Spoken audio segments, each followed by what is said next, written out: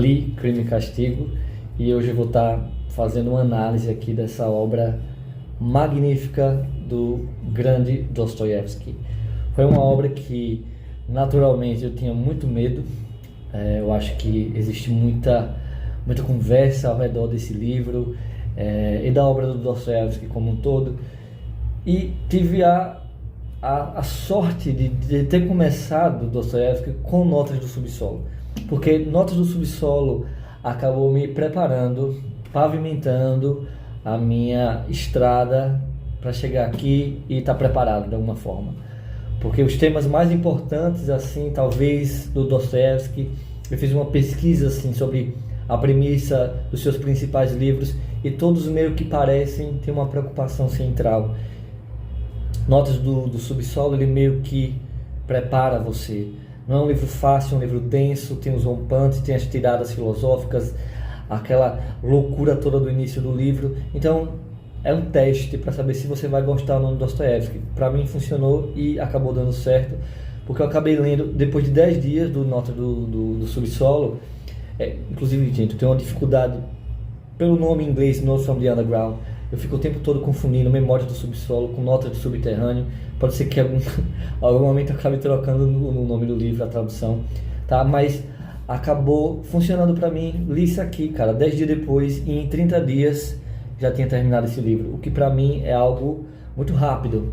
Eu sou uma pessoa, sou um slow reader, gosto de ler devagar, não sou o tipo de pessoa que gosta de fazer aqueles vídeos com a pilha de 20 livros. Li 20 livros em março, gente. Olha que legal, sou uma pessoa melhor que você.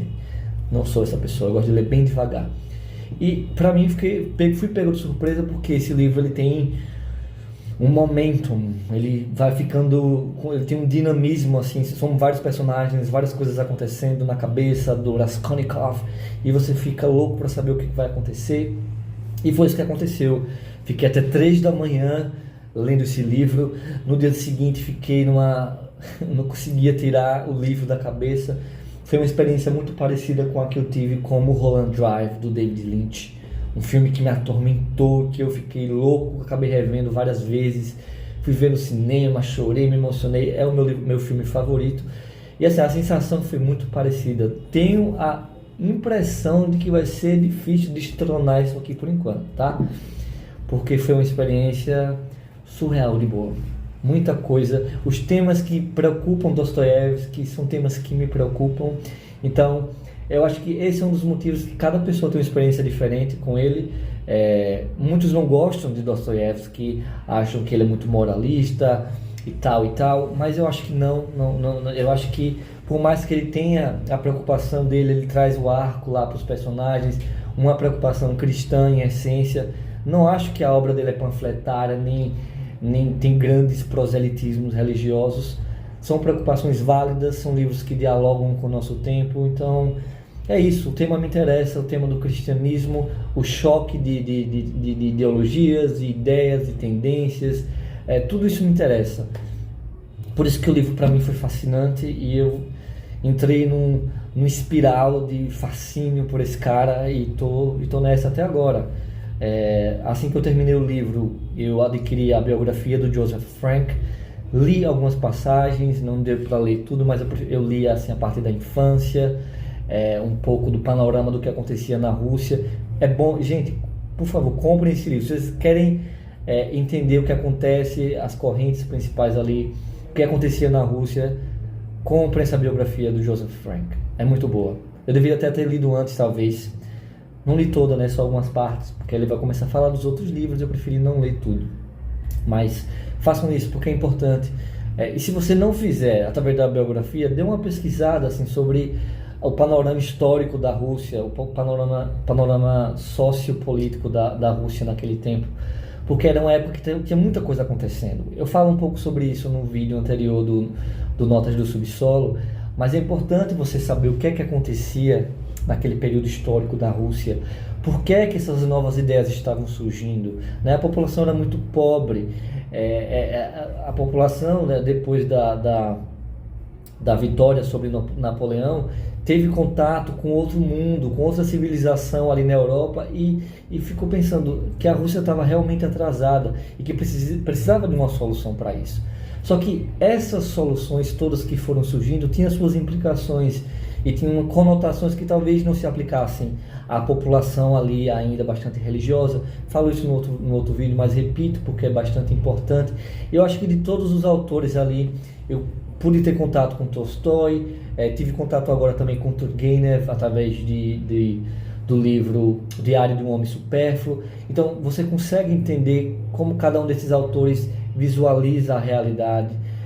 E eu fico talvez por enquanto com Dostoiévski, porque ele faz uma leitura assim mais real, talvez um pouco, eu não sei se eu diria pessimista, mas a visão que ele tem da natureza humana é mais próxima, eu acredito, da realidade. Toda aquela coisa que a gente viu no Notas do Subsolo, sobre a irracionalidade, como a gente é movido por outras pulsões. Eu acho que ele consegue ter uma dimensão psicológica mais profunda, né? O Tolstói, ele faz uma análise mais das dinâmicas sociais, das normas sociais, e eu acho que ele acaba penetrando muito mais. Por isso que é importante ter uma noção, tá? Então tem uma noção aí do panorama russo para entender. Então, falando um pouco também sobre essa edição, gente, essa edição aqui da Martin Claret, com tradução do Oleg Almeida, é muito boa. É muito boa. Eu comecei, na verdade, com essa da editora 34, com tradução do Paulo Bezerra. Não tenho nada assim a reclamar, mas descobri que existe uma rixa na internet, não entre os tradutores em si, mas entre os leitores, porque o Paulo Bezerra, ele é socialista, e na introdução de Os Demônios ele meio que puxa um pouco sardinha ali pro lado dele, tenta adocicar a crítica que o Dostoiévski faz em Os Demônios, mas como eu não li, não vou tecer maiores comentários. Então a crítica é que ele talvez puxe um pouco do lado do socialismo, de adocicar as críticas, e porque ele usa expressões nordestinas na tradução. É uma escolha estilística dele que não me incomodou tanto, mas algumas pessoas acharam estranho, né? Tipo, o cara de taquara rachada no meio do livro. Como eu sou nordestino, realmente não me incomodou. Só que aí eu queria ter a versão física e acabei me deparando com essa lindeza aqui do Oleg Almeida, essa tradução do Oleg Almeida, essa versão da Martin Claret. Me apaixonei, inclusive a própria tradução, as próprias escolhas estilísticas do Oleg Almeida, assim, eu achei mais apropriadas, e eu decidi que todos os livros do Dostoiévski que eu vou comprar vai ser dessa editora aqui. Então fica aí, inclusive o Oleg Almeida tem um canal no YouTube, ele responde dúvidas. Eu acho legal para quem que dá importância a essa questão de tradução, né? Porque existe muita gente que diz, se você não fala russo, para que se preocupar com a melhor versão? É uma preocupação legítima, né? Todos os dois aqui traduzem do russo diretamente, o que já é um ponto alto, mas tem traduções que são objetivamente ruins. Tem um canal aqui muito famoso aqui no YouTube, cara, acho que é Better Than Food, que ele não gostou do livro, e algumas pessoas comentam que, cara, você está lendo essa tradução desse cara e é uma tradução horrível, ele não fala russo, foi a esposa que fala russo, então pode ser que tenha se perdido a estética ou a beleza, apesar de que o Dostoiévski ele não se preocupa muito com essa questão estilística de beleza, estética, não é que nem o Turgenev, né? Mas pode ser que algo tenha se perdido aí e tenha ficado um negócio truncado, e por isso que ele não tenha gostado. Ele achou o livro muito, muito, muito bagunçado. Então, tradução importa sim, tá? Vai ter uma galera aí que vai dizer que não, que é frescura, que se você não falar russo não precisa pensar nisso, porque a história é a mesma. Mas importa sim, tá? Eu levo a sério essa questão de tradução e fiquei com essa aqui. Gostei muito dessa tradução sisuda e robusta do Oleg Almeida. Faço aqui a minha defesa. Nada contra Paulo Bezerra, não vi ele puxando sardinha para nada, então vocês façam aí suas escolhas. Mas vamos falar então do livro em si, tentar fazer aqui um resumo, bem resumido, da história. Nós temos aqui um protagonista, diferentemente de Notas do Subsolo, aqui temos várias vozes, vários personagens. O Dostoiévski ele faz um verdadeiro retrato, um panorama, assim, porque tem vários personagens, cada um tem uma essência diferente. Cada um é como se ele pegasse as principais ideias, correntes, ideologias e fosse colocando nesses personagens, e cada personagem meio que representa uma faceta do protagonista. Então a teia é muito complexa, muito dinâmica e muito interessante. É como um tableau vivant de personagens. É como se você olhasse um quadro assim, cheio de personagens, cada um com uma característica diferente. Muito legal isso. Torna a experiência muito mais dinâmica.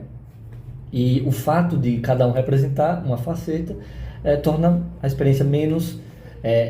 você não pode acusar o Dostoiévski de maniqueísta, nem de panfletário, nem de fazer muito proselitismo, porque, bom, ele cria, na verdade, uma confusão moral na nossa cabeça, porque cada personagem desse tem uma característica. Por exemplo, você vai encontrar personagens bons que cometem ações ruins, personagens ruins, sem caráter, que têm atos de benevolência, generosidade, perdão. Aí você fica... muito bom, Dostoiévski, você realmente é o cara. Não posso colocar ninguém em uma caixinha aqui, porque cada um tem suas... É a experiência humana, né? É o paradoxo humano, é a nossa característica de ter várias pulsões e várias... de errar, de acertar, de ter ressentimento. Tudo isso faz parte da nossa humanidade, e ele faz isso aqui no livro de forma brilhante, tá? Então nós temos o nosso protagonista, Rodion Romanovich Raskolnikov. É importante, tá? Vou falar uma coisa que eu acho importante. Eu gosto muito de etimologia das palavras, então eu suspeitei que os nomes pudessem ter algum significado. E foi lá na internet e realmente tem. O Raskolnikov significa tipo cisão, ser dissidente, e é isso que acontece na cabeça dele, como eu vou falar daqui a pouco. Outros personagens também, o nome tem significado. E aí eu descobri um canal de uma menina aqui, o nome dela é Sofia, ela é russa, e ela faz uma análise de vários simbolismos aqui do livro, tá? Alguns são importantes, outros eu acho que nem tanto para um leitor mediano. Assim, eu sou um leitor mediano não precisa entrar em todas as camadas de simbolismos do livro. Isso pode ficar para uma segunda, terceira leitura, talvez, né? Mas algumas coisas que ela fala é importante. Os nomes, nome tem significado aqui, número tem significado aqui, sonho tem significado aqui, as passagens bíblicas têm significado, até as roupas, as cores, tudo são referências importantes, que se você não captar de primeira, você pode buscar outras fontes depois para enriquecer de significado a leitura, né? Mas aí o Rodion, ele é um estudante, ex-estudante de Direito, que está passando por muitos perrengues na vida dele, tá? Ele teve que abandonar os estudos, e entra numa crise, não consegue ter dinheiro, não consegue arranjar emprego, ele até consegue, só que ele é uma pessoa vaidosa, ele pensa muito alto assim, sobre si mesmo, e tipo, eu não quero mais dar aulas, porque a aula paga muito pouco, eu preciso tomar alguma outra atitude em relação a isso. A família dele se sacrificou, a mãe e a irmã mandava dinheiro para ele, e assim, isso cria uma pressão na cabeça dele, toda a pobreza ao seu redor, ele vive num cubículo. São Petersburgo é quente pra caramba, é muita miséria, prostituta, beberrão, agiota, tudo que você imaginar de que oprime a alma humana acontece aqui com esse cara, tá? Ele vive nesse cubículo que ele consegue abrir a porta sentado no sofá, que é onde ele dorme. Não come direito, não se alimenta direito, entendeu? Não dorme bem. Enfim, é uma situação assim, bem deprimente mesmo. E aí ele tem umas ideias. E aí o livro é muito bom por causa disso, assim, porque meio que tipo, cuidado em ter pensamentos muito abstratos, cuidado em se distanciar da realidade, cuidado em andar por aí sem uma bússola moral, cuidado em abandonar certas noções, certos absolutos morais, porque as implicações podem ser sérias. E é o que acontece aqui com ele, porque ele está nessa miséria toda, entendeu? Ele foi penhorar o relógio ali do pai para uma agiota, e a agiota não deu muita bola para ele. Aí um desses belos dias ele sai assim e vai numa taverna. O livro se passa muito em tavernas, em apartamentos pequenos e corredores. Esses são os panos de fundo do livro. E aí ele escuta uns estudantes conversando na mesa ao lado a seguinte ideia: você conhece aquela agiota, aquela velhinha ali, aquela usurária? Ela é uma sanguessuga, né? Tipo, ela só explora os pobres, não faz nada de bom para a humanidade. O certo mesmo é se a gente matasse essa véia.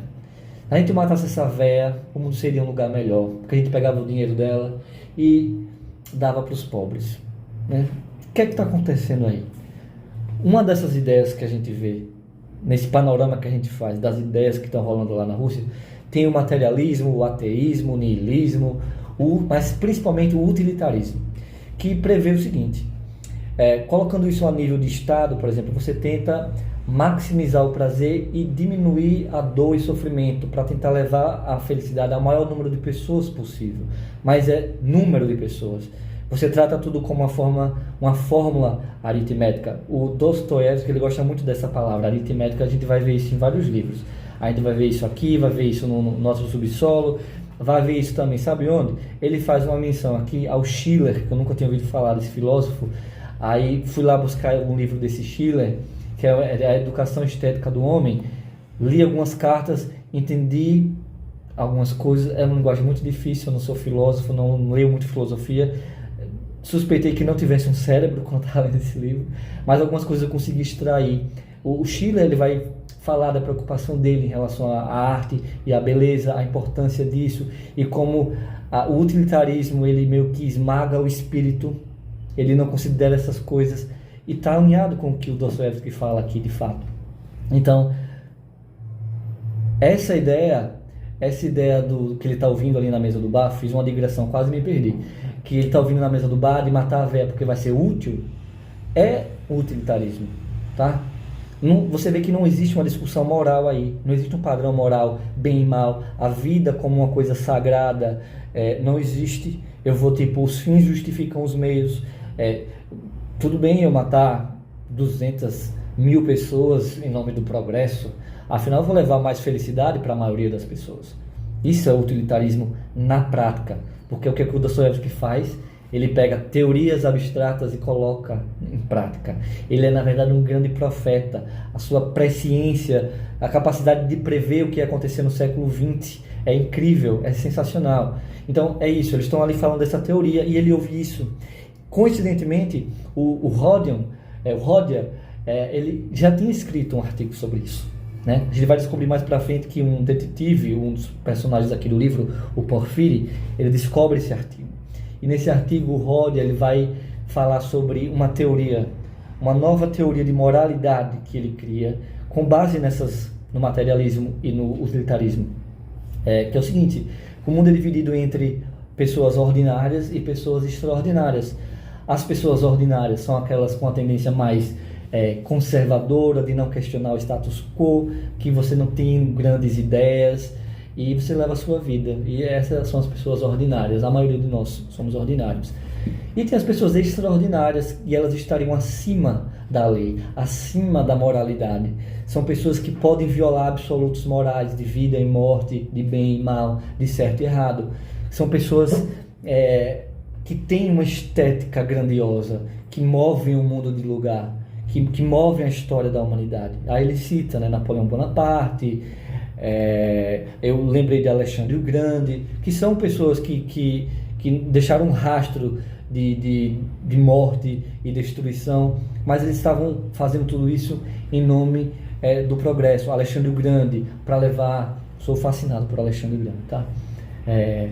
De levar a beleza da cultura grega para o mundo, e o Napoleão de conquistar, entendeu? De levar a sua ideia de progresso. A gente vê isso no século XX, com outras correntes, com outras ideias, a gente vê isso atualmente. Então, essas pessoas extraordinárias estariam acima do bem e do mal. E o que é que ele pensa? É isso. O livro já começa ele já pensando nisso. Isso é cometer o assassinato. É matar essa velhinha usurária, essa agiota que ele chama de piolho. Né? Quem é essa velhinha, esse piolho perto de mim? Eu posso ser um Napoleão Bonaparte. Então ele tem uma visão muito elevada de si mesmo, ele é muito orgulhoso, vaidoso. Aí ele pensa, vou colocar em prática essa minha teoria. Tô na merda mesmo, entendeu? Tô aqui, quem sabe não é eu matar essa velhinha que vai me tirar dessa penúria que eu tô, eu vou poder, entendeu? Ajudar a mim mesmo, vou voltar a estudar direito, vou poder publicar meus artigos, ajudar as pessoas, ajudar os pobres. Então ele pensa nisso. Veja que ele não tem nenhuma preocupação moral. Ele quer melhorar a vida dele. e de outras pessoas, digamos assim, né? A gente não sabe se é verdade. Mas aí ele vai lá. E tudo, sabe, não sei se são 100 páginas, mas toda essa parte que antecede o crime, essa confusão mental dele, já é um castigo. Então, crime e castigo é isso. O crime é essa transgressão ao absoluto moral, e o castigo é a crise de consciência que antecede, que permeia o ato e depois. Porque como ele vai lá, mata a veinha e acaba matando a irmã dela, Lisaveta, uma beata que aparece do nada, e aí ele acaba matando ela também. Tudo isso faz com que ele perceba que ele não é extraordinário. Ele entra numa crise de consciência profunda. Se ele fosse extraordinário, ele não teria crise de consciência. Napoleão não teria uma crise de consciência. O que é uma velhinha, gente? O que é uma velhinha usurária que explora os pobres? O que é uma beata que aparece do nada? É um efeito colateral. Então ele trata como um efeito colateral. E aí ele entra numa crise de consciência profunda que vai percorrer todo o livro. Ela começa a ter atitudes irracionais, a desmaiar na delegacia, entendeu? A querer se entregar de uma forma indireta, ficar jogando pistas. Então ele entra nesse delírio. Ele já é um personagem que sofre de monomania no início, aí depois é que ele só pensa nisso mesmo, suspeita de tudo e de todos, e ele entra nessa crise. Então essa crise que acontece na cabeça dele é a crise da Rússia lá do século XIX. Por quê? Aí é uma coisa brilhante que o Dostoiévski faz.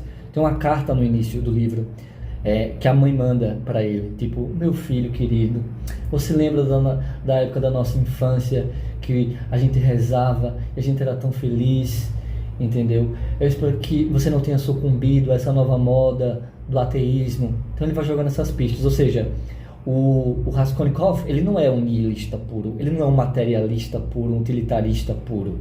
Ele é um intelectual, ele foi seduzido por essas ideias, só que ele tem uma formação de bem e mal, de absolutos morais e de verdades eternas e valores eternos dentro dele, ali em algum lugar adormecido. Então ele entra num confronto que meio que quebra ele. Quebra a vaidade dele, porque ele percebe que ele não é extraordinário, entendeu? Vê que a teoria dele falhou e vê que ele falhou como ser humano. Ele entra numa crise profunda. E essa crise, graças a Deus, o livro ele não acontece todo na mente do Raskolnikov, porque senão seria um tormento. Mas não, todo o livro ele é recheado de outros personagens ricos, com várias texturas. À exceção do Luzhin, que é talvez o único personagem unidimensional, todos os outros têm várias facetas. Então, são personagens que meio que representam todas as facetas dele espelhado nesses outros personagens. Nós temos o amigo dele, o Razumihin, que representa ali a razão, né? Um personagem assim sensato, tenta ajudar o Rodion, é inclusive muito bonito, assim, é um personagem que assim, me emocionou em várias vezes, porque ele tenta ajudar esse amigo o tempo inteiro. Ele iria aos confins do mundo para proteger esse amigo, e é um negócio assim que é muito emocionante mesmo, sabe? Tem uma passagem que eles estão frente a frente num corredor escuro, e é uma troca de olhares entre eles, em que nenhuma palavra precisa ser dita, mas esse Razumihin, ele diz com o olhar: eu te perdoo, meu amigo, eu amo você, te perdoo pelo que você fez, me entristece tudo isso que está acontecendo com você, mas eu vou com você até o fim do mundo, vou tomar conta da sua mãe, da sua irmã, entendeu? E tô aqui pro que deve Aí, porra, que coisa incrível, né? A gente tem um personagem que é assassino, ele acaba se tornando um assassino, mas ele também tem os rompantes de generosidade, e ele é uma pessoa boa. A gente vai ver lá no futuro, no epílogo, que ele teve uns atos de bondade. Então, são essas forças antagônicas dentro da cabeça dele e nesse espelho com os outros personagens que é a grande riqueza desse livro. A gente vai ver que ele conhece, no início do livro, um personagem chamado Marmeladov, que é um beberrão. É um beberrão, assim, de imediato a gente não tem muita simpatia por ele, porque ele é um irresponsável, ele levou a família à ruína, entendeu? Casou com a mulher, com a viúva, que tem 2 filhos pequenos, para tentar juntar as rendas e minimizar o sofrimento. Ele já tinha uma filha chamada Sônia, Só que aí ele só pensa em beber, beber, beber, acaba sendo viciado, vai pro fundo do poço. E Sônia vai ter que se prostituir. Sônia é a personagem cristã do livro. Ela é tipo a âncora moral do livro, só que ela tem que se prostituir. Veja que nenhum personagem é unidimensional. Uma prostituta é a âncora moral do livro. Veja que interessante, né? Então, a gente não tem simpatia por ele de início, mas depois a gente percebe, entendeu? Tem umas passagens muito comoventes, assim, ele meio bêbado numa taverna, e o próprio Rodia também simpatiza com ele falando da pobreza, dessa realidade difícil, como a miséria, ela é imoral, não é um estado natural do ser humano a miséria.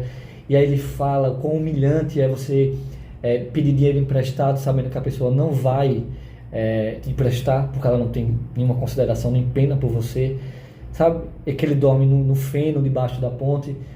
Aí você fica... Tudo isso se soma na cabeça do Raskolnikov, né? E ele tem esses rompantes, aí ele acaba se comovendo com essa família, se envolve com ela, dá um dinheiro para essa família, acaba se envolvendo com Sônia. Então são personagens que acabam entrando no livro e tem um papel assim muito importante. Aí a Sônia é esse centro moral, o Razumihin é a razão, e aí você tem outros personagens que vão aparecendo, o Svidrigailov, que é um niilista por excelência, aquele cara que talvez seja o homem extraordinário, porque ele ele vagueia pelo livro assim, sem nenhum propósito, só em busca dos prazeres carnais, da sensualidade, entendeu? Ele é uma figura sinistra, que tem um envolvimento aí com a família do Dostoiévski, que casou com a Marfa Petrovna, e aí essa Marfa Petrovna morre, e acaba se apaixonando pela irmã do Rodia. Enfim, tem todo um desenlace aí em relação a eles dois, e aí ela fica mal falada, só que Marfa escreve uma carta, ela acaba sendo perdoada pela sociedade, e acaba se envolvendo com esse Luzhin, que é um personagem assim, detestável, que ela só vai casar para ajudar a família, e o Rodia fica furioso, que inclusive é um dos motivos na cabeça dele por ele matar lá a rainha, é para que a irmã não case com esse cara.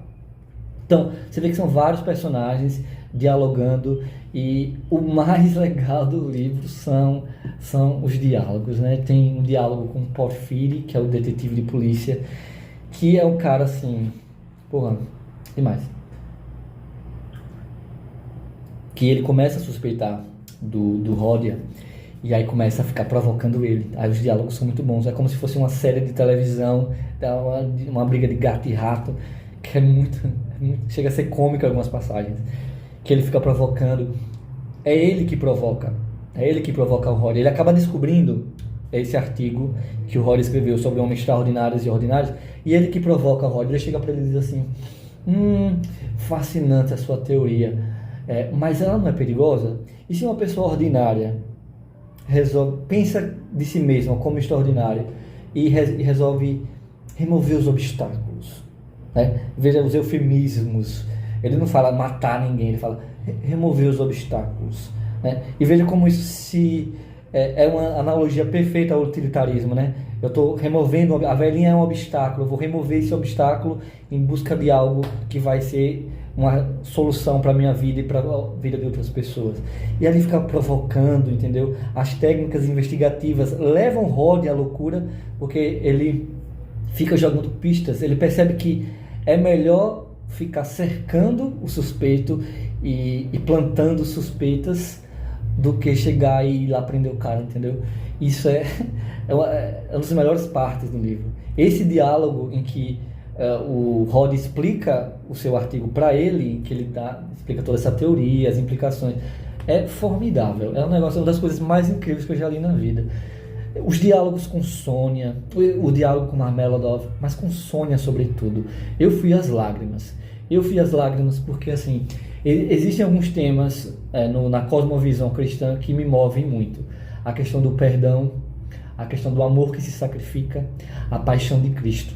Coincidentemente, meu Deus do céu, esse livro trata sobre isso de alguma forma, através dessa personagem da Sônia, né? Que Sônia, na verdade, é uma variação do nome Sofia, que tem a Santa Sofia, que se sacrificava e tal.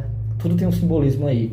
Aí eles conversam bastante sobre a situação dela, da miséria, que ela teve que se sacrificar, entendeu? Ela sofre bastante, mas ela tem esperança. Ela tem uma esperança, mesmo que não seja aqui na Terra. É um acalento. É um conforto que se tem, mesmo numa situação miserável. Ela se prostitui, ela vende a si mesma, entendeu? E ela sofre muito com isso, porque é como se ela tivesse sido violada em sua essência.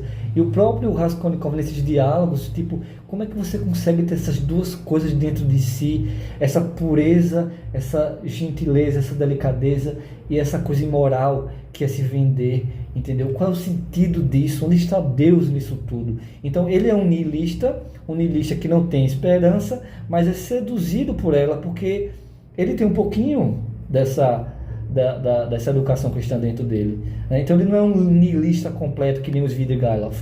Então aí tem um momento que eles falam sobre a ressurreição de Lázaro. Olha, veja como tudo ali está interligado.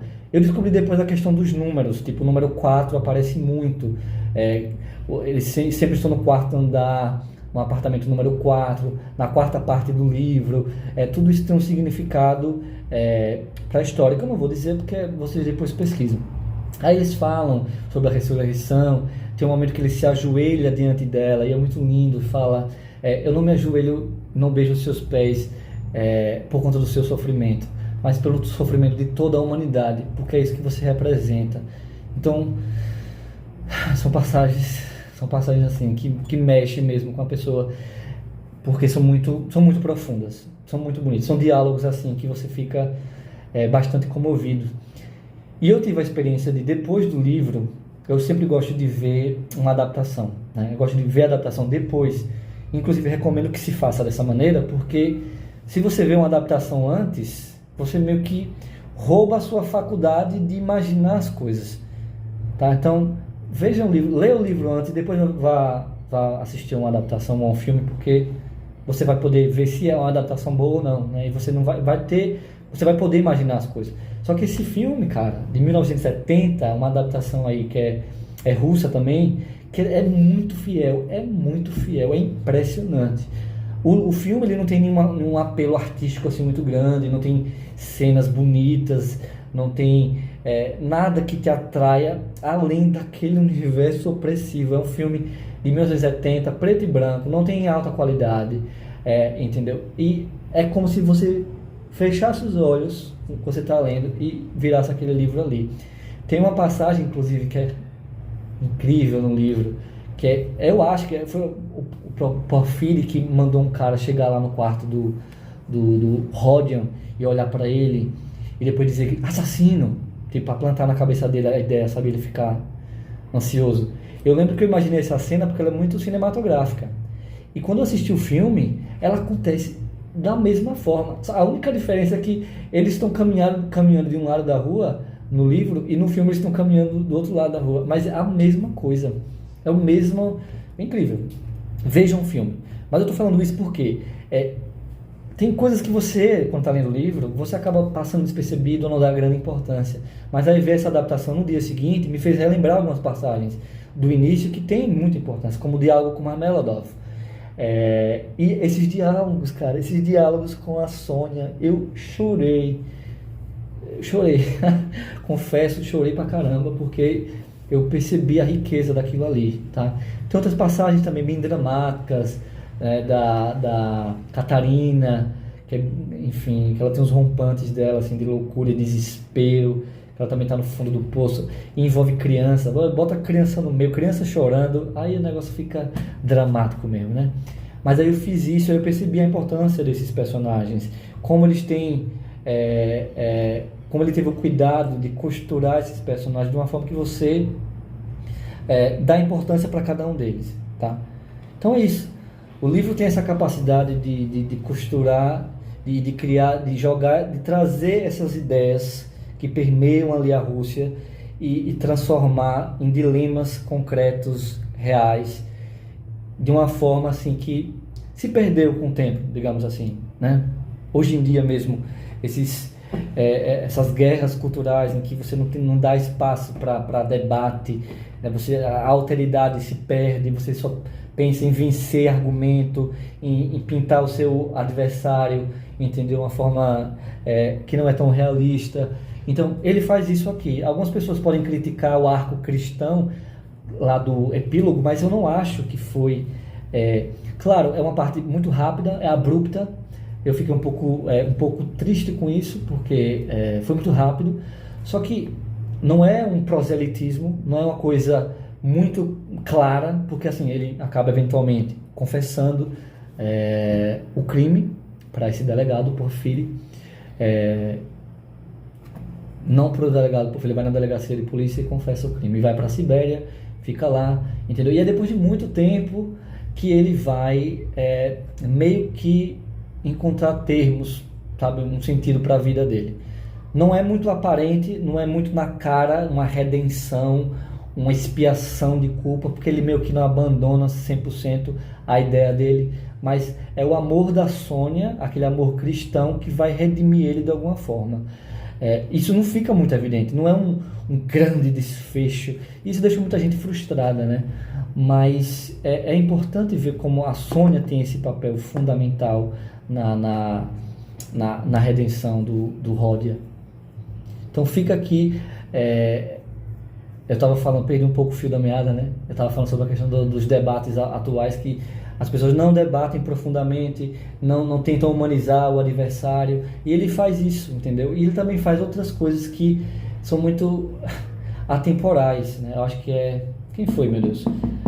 É um escritor, Calvino, que fala que os clássicos, né? Aí quando eu penso que existe uma tendência hoje em dia de pessoas quererem abandonar os clássicos, porque são escritores homens, brancos, que não tem nada a dizer sobre o nosso tempo, eu olho para essas pessoas com muito desprezo, né? Desprezo e pena, porque esse livro aqui, cara, fala mais sobre o nosso tempo do que os livros de hoje em dia, entendeu? Esses dilemas aqui de você pegar ideias, entendeu? Pessoas que querem salvar o mundo com suas ideias econômicas, que às vezes têm consequências drásticas, e você pensa, e por que as pessoas ainda querem tentar isso, né? Enfim, é atual, tá? É atual porque você vai perceber essas tendências, e ele foi muito presciente, cara, foi muito presciente, porque o que aconteceu no século XX, entendeu? As piores facetas do ser humano, a gente percebeu muito no século XX, com todas as guerras e todas as mortes e as ditaduras, e ele meio que antecipou isso com seu livro, tá? Então é fundamental fazer a leitura de Crime e Castigo, porque ela dialoga bastante. E assim, esse personagem é um personagem inteligente, é um personagem que resolve, com a sua teoria, ser dono de si mesmo, no sentido de que eu vou abandonar todas as ideias de bem e mal, de valores transcendentais, e vou seguir minha vida, vou criar a minha própria moralidade, vou ser dono de mim mesmo. Eu confio tanto em mim mesmo, no meu próprio conhecimento, na minha própria sabedoria, que eu vou abandonar todos esses valores e vou tomando as minhas ações aí, sem me preocupar com as consequências. Então, é como se fosse não é tão moralizante como alguns críticos falam, sabe? Eu acho que ele adverte dos perigos desse niilismo, dessa forma de achar que você... Porque o ser humano, ele mostra muito isso em Notas do Subsolo, muitas digressões, né? Eu acho que eu estou concluindo o vídeo, aí vem vindo as ideias. Em Notas do Subsolo ele fala muito das coisas que nos movem, as nossas pulsões. Quem desenvolve a questão das pulsões não é ele, mas ele fala dessas... que a gente é movido pelo irracional também, pelo egoísmo, pela sensualidade, pelo orgulho, pela vaidade. Nós temos a capacidade para o bem, mas também temos a capacidade para o mal. Portanto, não podemos sempre confiar em nós mesmos. E aí que entra na cosmovisão cristã e de Dostoiévski, do cristianismo ortodoxo dele, da importância do cristianismo, de Cristo, dessa bússola cristã, de que você, sabe, não confia em Cristo, confia na providência, confia na graça, entendeu? E de não acreditar que você tem a sabedoria o suficiente para tomar todas as decisões, Parece um pouco paradoxal, né? Algumas pessoas vão entender isso. Claro que eu tenho que ser o dono de mim mesmo, eu que tenho que tomar as minhas decisões. Mas nem sempre a gente toma as decisões mais sábias, que são melhores para nós mesmos. E fica esse alerta de você não se perder no mundo abstrato de ideias e perder todo o propósito na vida. Tem um conto, cara, eu li esse conto ontem, um conto incrível do Dostoiévski, bem pequeno, de 20 páginas, que é Sonhos de um Homem Ridículo. Eu fico confundindo muito o título com Diário de um Homem Supérfluo, do Turgenev, porque são parecidos, né? Mas aí nesse conto, cara, ele traz esse alerta, é como se fosse uma síntese de todas as preocupações do Dostoiévski nesse curta, nesse sonho, um sonho assim incrível, cara, que isso poderia ser dirigido. O Terrence Malick precisa dirigir esse conto, porque é brilhante. Ele traz, o cara tá à beira do suicídio, aí acontece uma coisa que vai mexer com ele, aí ele tem um sonho que ele de fato comete o suicídio, e aí ele vai pro espaço, ele é guiado por uma força estranha. É como se a preocupação fosse o seguinte: e se depois da morte a gente não perde a nossa consciência? Se a gente, o nosso espírito permanece, e a gente tem que lidar com isso por toda a eternidade. Veja que imagem, né? Ele cria uma imagem desse cara conseguindo ver ele sendo enterrado, sentindo frio lá no caixão, uma gota pinga assim no olho dele várias vezes. Aí ele clama: eu jurava que cometer o suicídio eu ia acabar com a minha vida e tudo ia acabar, ia ser um nada absoluto, e você está aqui. Aí uma força leva ele para o espaço, aí ele vai, viaja no espaço, aí vai parar em um outro planeta que parece a Terra, né? E aí a Terra, na verdade, é como se fosse aquele mundo perfeito da mitologia grega, é como se fosse o paraíso, que as pessoas não tem corrupção, não tem maldade nem nada, e aí ele que acaba levando essa corrupção para o mundo, e ele percebe, ele tem contato com a verdade, com a beleza do mundo, e ele desperta, entendeu? Isso é uma síntese que eu estou fazendo muito horrorosa, mas é um negócio assim incrível, que você fica pensando em várias coisas. Então, o livro tem essa capacidade de deixar você, se esses são temas que te importam, cara, se são temas que você tem interesse, mergulhe nessa leitura, cara. Se jogue em Crime e Castigo. E eu já tô louco aqui para começar os próximos livros dele. Não vou deixar Crime e Castigo baixar um pouco, né? Tô fazendo algumas leituras paralelas pequenas. Tô lendo algumas coisas do Turgenev. Quero ler Pais e Filhos, porque eu acho bacana você fazer uma leitura comparativa entre os mesmos autores ali na mesma época, né? Na década de 60, 1860, né? Porque foi quando surgiu Crime e Castigo, Pais e Filhos, Guerra e Paz, de Tolstói. Vou ver se eu consigo ler Guerra e Paz, encaixar nas próximas leituras, porque são pessoas contemporâneas, os mesmos fatos históricos, as mesmas ideias, com perspectivas diferentes, né? O Dostoiévski é muito mais psicológico, pessimista, né? Mais austero.